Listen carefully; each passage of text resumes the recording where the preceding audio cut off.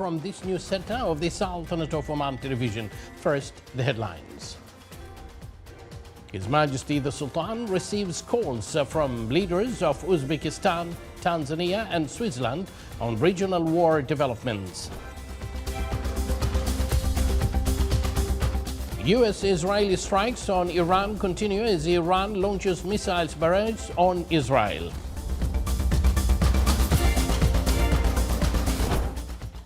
Dead and injured in Israeli strikes on southern and eastern Beirut as displacement continues towards northern Lebanon.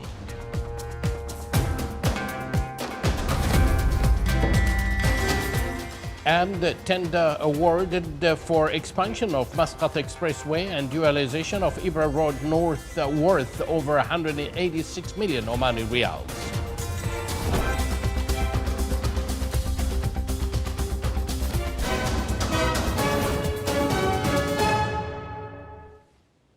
Good evening once again, and thank you for joining us. Those were the headlines, and now the news in detail.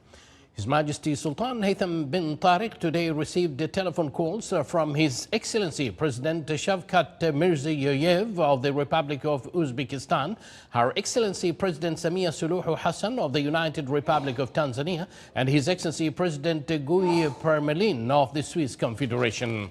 The telephonic conversations dealt with exchanging views regarding the developments of the ongoing war in the region and the repercussions of its imposes on the security and stability of nations and their peoples.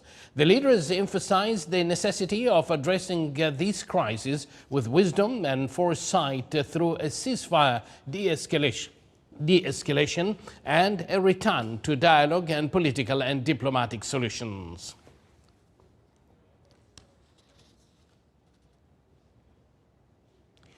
The Royal Navy of Oman has responded to a report that a Malta-flagged cargo vessel was struck by 2 missiles near the Strait of Hormuz. All 24 crew members on board were successfully rescued. The crew received the necessary medical attention and are reported to be in good health.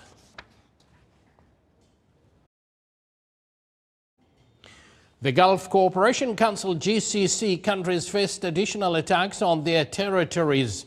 Kuwait announced the death of a resident child who succumbed to her injuries after shrapnel fell on a residential area in Al Asima Governorate, following the detection and interception of a number of aerial targets within Kuwait airspace. Saudi Arabia also announced the interception and destruction of a drone in the eastern province and 2 cruise missiles in the Al-Kharj area, as well as the interception and destruction of 9 drones immediately upon entering the kingdom's airspace. In the United Arab Emirates, the relevant authorities managed to extinguish a limited fire that broke out in the vicinity of the U.S. consulate in Dubai. As a result of a drone attack, no injuries were reported. For its part, Qatar announced that it was targeted by 2 ballistic missiles. One was intercepted while the other successfully struck Al Udeid air base without causing any human casualties. Meanwhile, Iranian forces continued to carry out waves of missile and drone attacks against targets in Israel. Israeli police announced that munition shrapnel fell in the Tel Aviv area, resulting in a woman sustaining minor injuries after Iran launched 2 waves of missiles towards Israel. Earlier, the Iranian attacks targeted Israeli military and security centers in Tel Aviv, Haifa and Jerusalem. Falling missiles debris caused 1 person to be injured and led to significant material damage in Tel Aviv.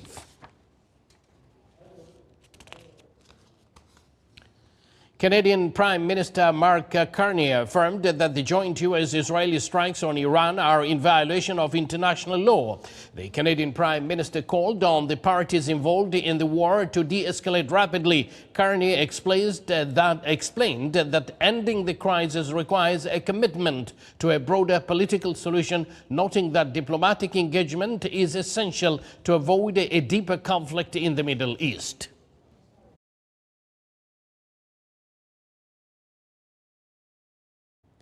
The European Union affirmed its readiness to defend its trade interests after U.S. President Donald Trump threatened to sever trade ties with Spain over its refusal to allow the use of its military bases in attacks against Iran.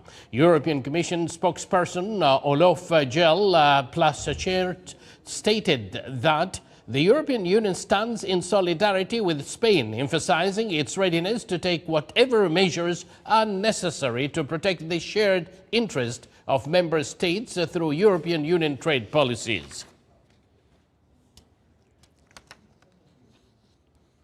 Israeli warplanes launched new airstrikes today targeting the city of Baalbek in eastern Lebanon and areas in Mount Lebanon Governorate, resulting in casualties. The Lebanese national news agencies reported that an airstrike at dawn targeted a four-story building in a residential complex in Baalbek, resulting in an initial toll of 5 dead, 15 wounded, and 3 missing. Rescue efforts are still underway to recover families trapped under the rubble. Meanwhile, the Lebanese Ministry of Health reported that 6 people were killed and 8 others wounded in Israeli airstrikes targeting 2 towns south of Beirut. French President Emmanuel Macron has warned Israel against launching a ground operation in Lebanon, calling on Israeli authorities to respect Lebanese territory and the country's sovereignty and unity. The French president also announced the deployment of the nuclear-powered aircraft carrier, French aircraft carrier Charles de Gaulle, from the Baltic Sea to the Mediterranean Sea as tensions continue to rise across the region. Macron added that Dassault Rafale fighter jets, along with air defense systems and airborne radars capabilities, have been dispatched to the Middle East over the past several hours. He further indicated that France intends to work towards building a coalition capable of ensuring the security of vital maritime routes considered essential to the global economy.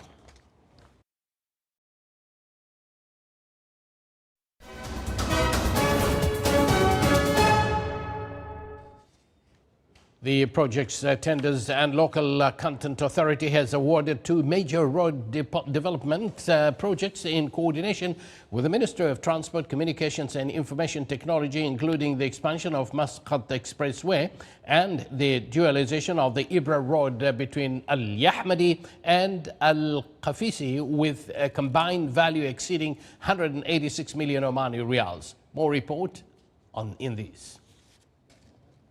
As part of efforts to enhance road efficiency, improve traffic flow, and keep pace with rapid urban and population growth, Oman's Projects, Tenders and Local Content Authority, in coordination with the Ministry of Transport, Communications and Information Technology, has completed procedures to award 2 major road development projects with a combined value exceeding 186 million Omani Riyals. The projects include the expansion of Muscat Expressway from the Natural Qaram Park interchange to Halban interchange, with a cost exceeding 157 million Omani Riyals. The works include converting the Natural Qaram Park and Sayh al-Malih roundabouts into signalized intersections, widening the road between Sayh al-Malih and Halban, and linking the route with Al-Batina Expressway. The project also includes improving most bridge entrances and exits by adding additional lanes, constructing a direct exit on a Rasail bridge for vehicles traveling from Muscat toward Burj al-Sahwa roundabout, and building new flyovers to streamline traffic from Rui toward Muscat Expressway and at Al-Khouth 6th signals. Meanwhile, the dualization of the Ibra Road between Al-Yahmadi and Al-Qafisi, valued at more than 29 million Omani Riyals, aims to improve the efficiency of the existing road network, enhance traffic flow, and strengthen connectivity between the Wilaya and the neighboring areas, while the Muscat Expressway expansion is expected to increase road capacity, reduce congestion during peak hours, and improve road safety. As part of national efforts aimed at achieving economic diversification and strengthening the role of the private sector, the Oman Chamber of Commerce and Industry organized its second Ramadan evening session under the title Priorities of the 11th Five-Year Plan 2026-2030. More detail in this report. As part of its efforts to enhance economic dialogue and empower the private sector, the Oman Chamber of Commerce and Industry, during its second Ramadan evening gathering, titled Priorities of the 11th Five-Year Plan 2026-2030, reviewed plans to develop infrastructure and national workforce capabilities in both productive and service sectors. These efforts aim to increase the private sector's contribution and strengthen its partnership with the public sector in implementing the plan. In the second Ramadan event for the Oman Chamber of Commerce and Industry, we will be discussing the priorities of the 11th Five-Year Development Plan for Oman, where we bring the private sector closer to the key sectors identified as priorities, the tourism sector, the digital economy, and the manufacturing sectors, and the other sectors which support these, such as mining, such as education, health, and other sectors. And the idea is to bring closer the investments and potential investments within the plan to create opportunities for the private sector to position itself both as larger businesses, mid-sized businesses, and smaller businesses and startups. The evening session discussed the strategic objectives of the five-year plan and its role in promoting economic diversification and improving the business environment. It also highlighted plans to develop high-value-added industries, support smart manufacturing, diversify the tourism product, advance digital transformation and its infrastructure, and encourage the adoption of advanced technologies in both the public and private sectors.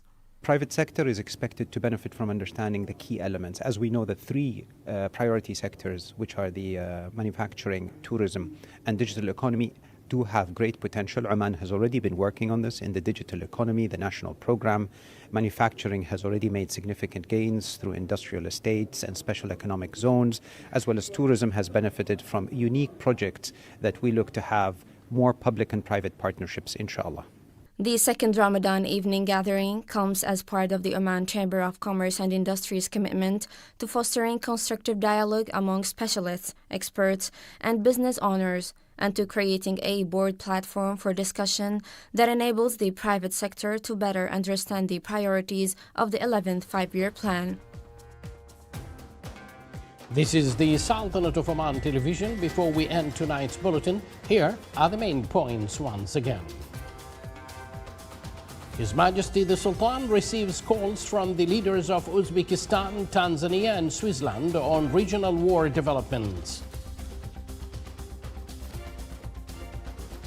US-Israeli strikes on Iran continue as Iran launches missiles barrage on Israel.